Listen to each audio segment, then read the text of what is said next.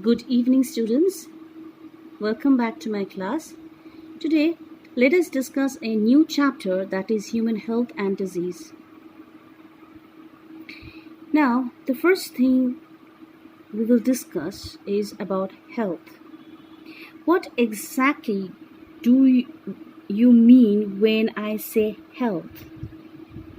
Obviously, the first thing which comes to your mind is health means disease-free body, where the organs are working perfectly well, right? Okay. Now, according to World Health Organization, health is defined as a state of complete physical, mental, and social well-being, and not mere the absence of disease or infirmity. Physical health implies perfect functioning of all body parts, that is, various organs and organ systems.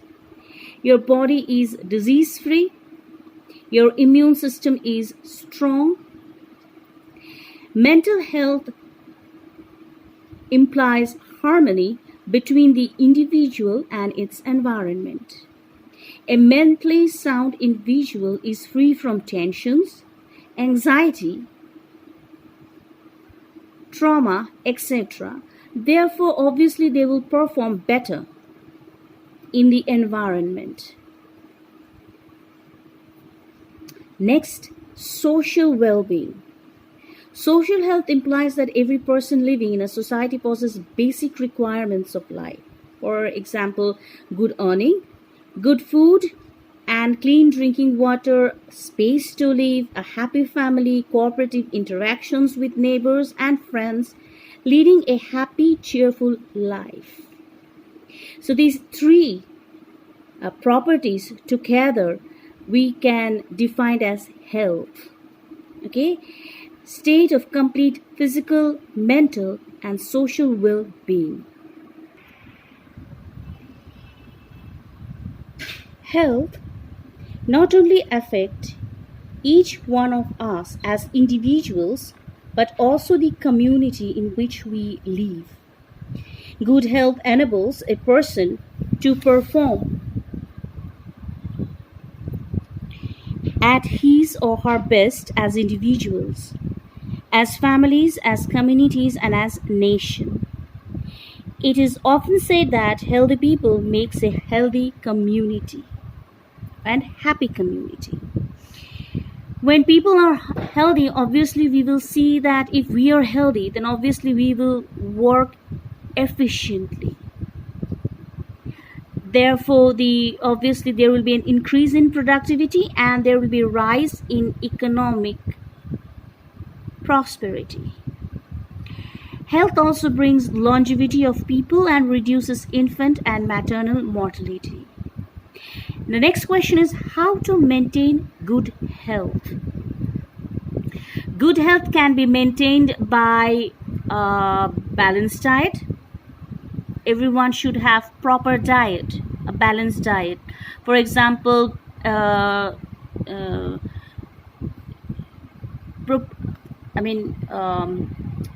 perfect proportion of fat, carbohydrate, proteins, vitamins, minerals in the diet,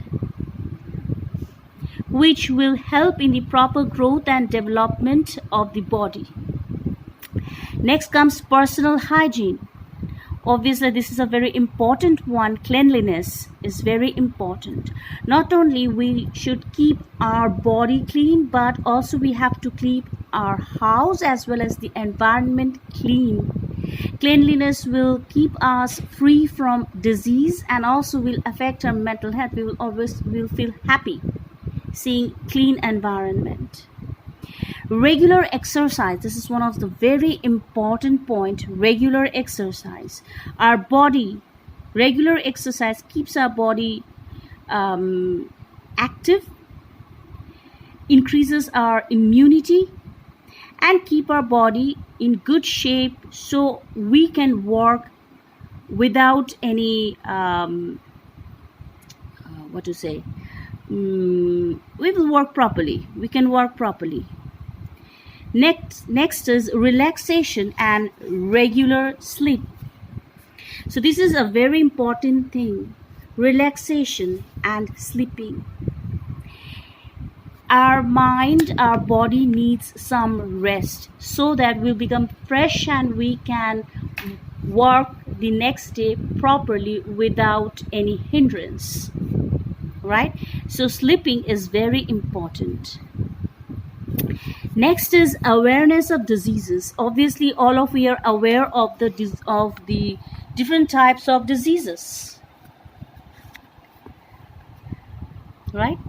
So to maintain a disease-free body, one should be aware about different types of diseases and their effect and how to prevent them. Next, what is disease? Okay, we have been discussing about disease-free body. So what is disease? A disease is a disturbed state of body of an organism that impairs bodily functions associated with specific symptoms and signs. So when our body is attacked by microorganisms, they disturb our metabolic activities and hampers the functioning of different organs. Obviously, we will get sick, right? So this is disease. A disease is a disturbed state of body of an organism that impairs bodily functions associated with specific symptoms and signs. Obviously, if you're sick, they will show certain symptoms. You will not feel well, fever, nausea, etc. Next question, what are the types of diseases? So we will see two types of diseases, or you can say they can be categorized into two types, that is congenital and acquired. Congenital disease, they are found from birth, that is basically genetic disorders. Next is acquired. Acquired means those which we have acquired after our birth. Okay, when we comes in contact with microorganisms after birth, then we contract diseases. So that is known as acquired diseases. Congenital diseases are genetic disorders which are present at the time of birth. These are due to the inheritance of defective genes from the parents. They may lead to malfunction of any organ or any organ system. Their non-infections can be permanent and are generally not curable. For example, color blindness, hemophilia, then sometimes diabetes, then high blood pressure, obesity, then sometimes cancer too. Okay. Next, acquired disease.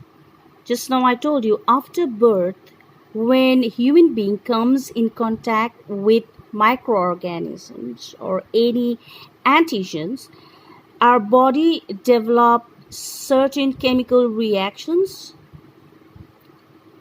to protect our body. That is known as acquired. And the disease which we acquire after our birth, that is known as acquired diseases. So acquired diseases are obtained after birth at any stage in the life of an individual.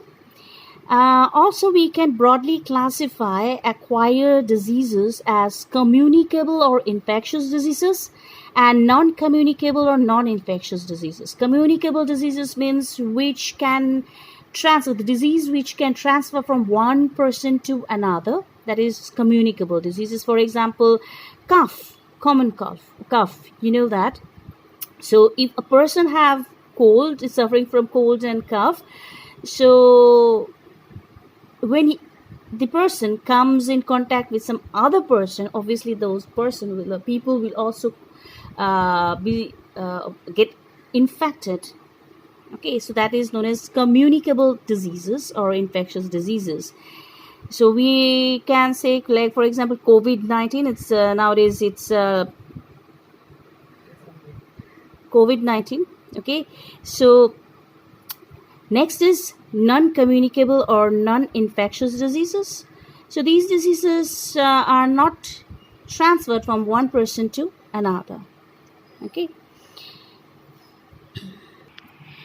Non-communicable or non-infectious disease. These diseases remain confined to the person only and do not spread from one person to another. These diseases are caused due to various reasons. Degenerative disease caused due to malfunction of important organ or system like heart and kidney. Then deficiency diseases. Due to the deficiency of vitamins and minerals, we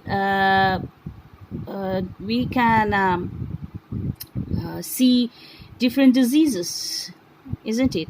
Like beriberi is there, vitamins. If you lack, if our body is deficient of vitamins, then scurvy, beriberi, night blindness, we will have problem in blood clotting, etc. So these are some of the diseases which we contract due to deficiency of vitamins or minerals. Then allergies caused due to hypersensitivity of the body to certain foreign substances. It can be pollen grains, it can be food, even food. Okay, some may have allergies of milk or beans or any sort of food they can grow. They are allergic to those substances. Next is cancer. Cancer is nothing but uncontrolled growth of tissues or organs in the body. Okay, other diseases due to physical agents such as heat, cold, radiation, pressure, and sound, or due to mechanical agents like frictions and accidents that cause fractures, trauma, and dislocations. So these are some other examples of non-communicable or non-infectious diseases. What are pathogens? So all of you know those organisms which causes disease are called pathogens. Examples: bacteria, yeast, molds, virus, protozoans, etc. Now, how these diseases are transmitted?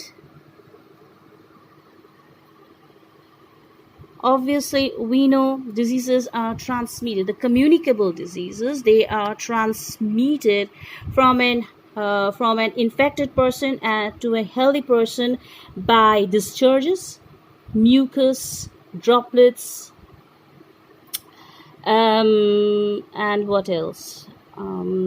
Yeah. So, infectious diseases are transmitted directly or indirectly. So, direct transmission means when a healthy person comes in contact with the discharge from the lesions or sores, skin, or mucous membrane from infected person, it gets infected. It includes diseases such as smallpox, chickenpox, syphilis, etc. That if you have cold, if you sneeze or cough or spit, the spit will have bacteria and viruses. So if you inhale the air containing the droplets, one can get infected. Okay. Then soil contamination is also there. If the soil is contaminated with the spores or cyst of bacteria, etc., or any microorganisms, and if you come in contact with soil, so through your injury or wound, the infections can take place. Okay. Indirect transmission means they will have vectors. Those are carriers, you can say. For example, houseflies are there, cockroaches are there, female, Anopheles mosquito, etc. These are the carriers of infectious pathogens and indirectly transmit pathogens into our body. The pathogens which are present in food, water, eyes, or blood generally enter the body through the mouth. They normally infect the digestive system and hence the wastes excreted are highly infectious. Now let us discuss some of the common diseases, okay, along with the organisms causing them and their symptoms too. So the first thing we will discuss about common cold, which we contract at every change in this season. That is common cold.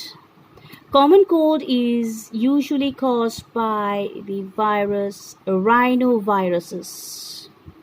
Okay, species of viruses, this is rhinoviruses.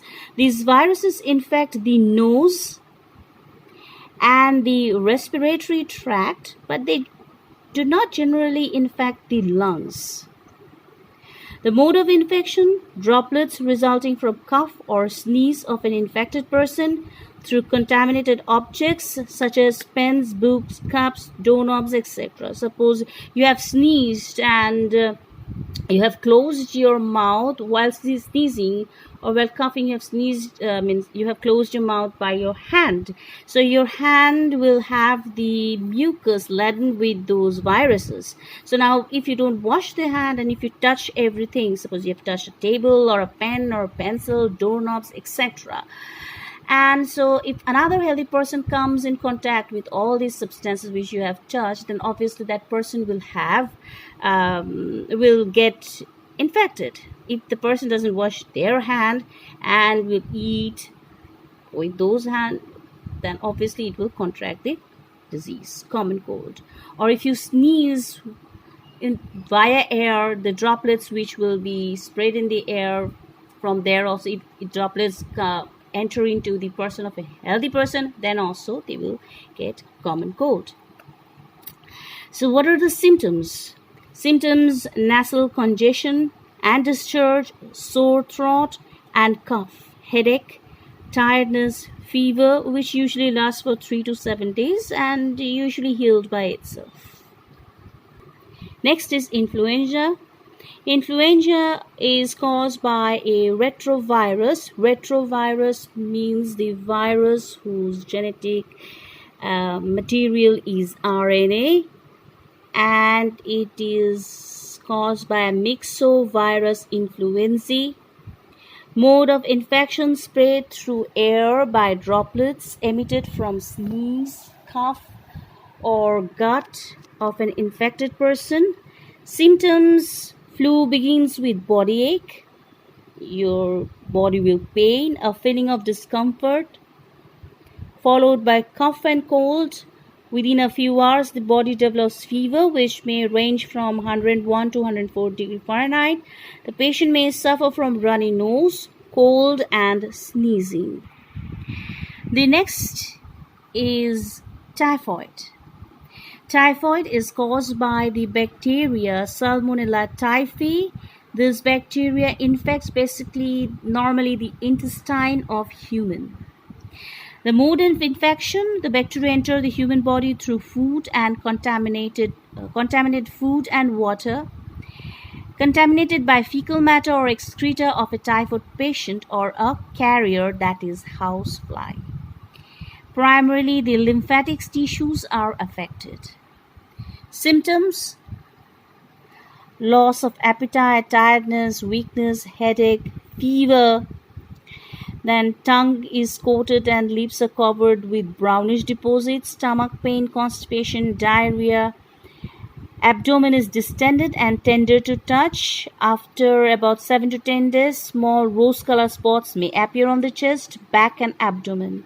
In severe cases, intestinal perforation and death may also occur. So typhoid is generally confirmed by a test which is known as Widal test. Now, there is a story of Typhoid Mary. Okay, she was a cook. Mary Mallon. She was a cook by profession and was known as Typhoid Mary because she was the carrier of typhoid. She herself was not affected, but whoever have come in contact with her or through food she prepared, typhoid germs were spread used to spread. Okay, so for several years she was infecting her customers without knowing, because she herself was not affected, but she was the carrier and she was spreading the disease. So she was known as Typhoid Mary. Next is pneumonia. In human being, pneumonia is caused by the bacteria Streptococcus pneumoniae, which is commonly called as pneumococcus, and Haemophilus influenzae. The lungs are affected as fluid collects in the alveoli and bronchioles. This results in breathlessness. You will have problem in breathing as lungs do not get sufficient air to support life. Modes of transmission: the disease spreads by sputum of the patient. Incubation period is 13 days, commonly occurs in old people because their immune system becomes weak. Symptoms: the person usually cough up mucus from the lungs, which may be rusty or green or tinged with blood.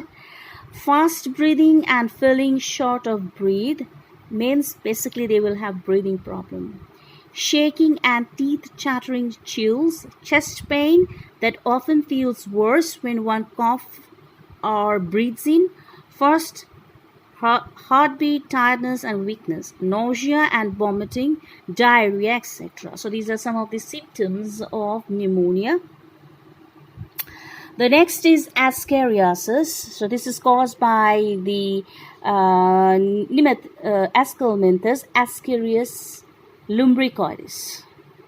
We have already studied about this helminths, Ascaris lumbricoides. So basically you will find this in children because the children have the tendency to play on the soil or on floor. They touches everything and have the tendency to put anything or everything inside their mouth.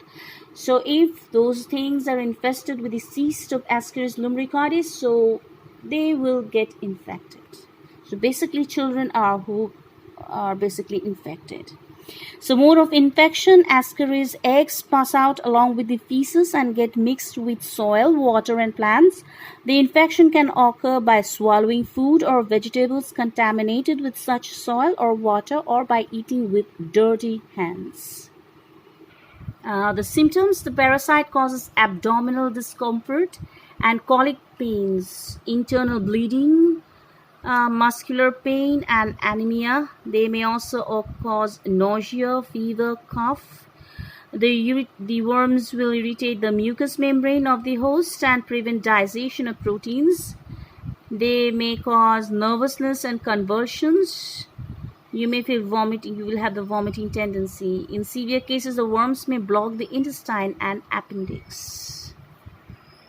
The next is filariasis or elephantiasis. It is basically caused by Wuchereria bancrofti. This is also a worm, helminth. The mode of infection is it is transmitted to the healthy person by female Culex mosquitoes, and they basically affect our lymphatic systems. Okay, the filarial worm usually infect the lymphatic vessels of the lower limbs, and the disease is called elephantiasis or filariasis because due to the blockage in the movement of the lymph vessels, they just swell. Okay, swellings take place. It causes excessive growth of connective tissue. It also causes enlargement of certain parts like legs and arms. The genital organs are often affected, resulting in gross deformities. Next comes ringworm. So ringworm is caused by fungus. Okay, though it's a ringworm, but it is basically caused by fungus because the hyphae which are produced by this fungus, if you see under microscope, they just look like rings. I mean, worm-like structure, ring-like structure. I mean, so hence they are known as ringworm, and they're caused by fungus belonging to the genus Microsporum, Trichophytum, and Epidermatophyton. Their infection causes ring-shaped lesions on the skin. Mode of infection is it is highly contagious and spreads through direct contact and personal articles such as towel. If you use the towel or clothes of the infected person, you will get infection. So what are the symptoms? Symptoms: it usually affects the scalp, groin, skin and nails. The affected area appears red, discolored and is covered by dry scaly lesions and vesicles. The area is itchy and causes irritation. The fungus basically attacks the epidermis, the outer part of your skin, and produces a patch of inflamed tissue. The infected patch spreads outward and heals in the center, giving a ring-like appearance. The next is amoebiasis or amoebic dysentery, caused by the protozoa known as Entamoeba histolytica. The infection spreads to the cyst from the feces of infected person. The cyst reach a person through contaminated food and water. Housefly also acts as the carrier. What are the symptoms? Ulceration of the colon, mild diarrhea alternating with constipation, abdominal pain and cramps. Stool contains large amount of slimy mucus and in acute cases may contain blood. The last but not the least which we will discuss is malaria, which is, I think you already heard about it. It is caused by the protozoan Plasmodium species. Okay, so different species are there. Vivax, Plasmodium vivax, Plasmodium ovale, Plasmodium malariae, falciparum, etc. Okay, so they are basically transmitted by the host, that is female, transmitted by the carrier, female Anopheles mosquitoes. So basically they will have two hosts, female Anopheles mosquitoes and human being. The symptoms are the attack of malaria is preceded by yawning, tiredness, headache and muscular pain. During the fever, the patient feels chilly and shivers and suffers from acute headache, nausea and high temperature. So these are some of the diseases and disease-causing organisms. We will study the life cycle of Plasmodium vivax in your next class. So I end my topic here today. Thank you for your patience hearing.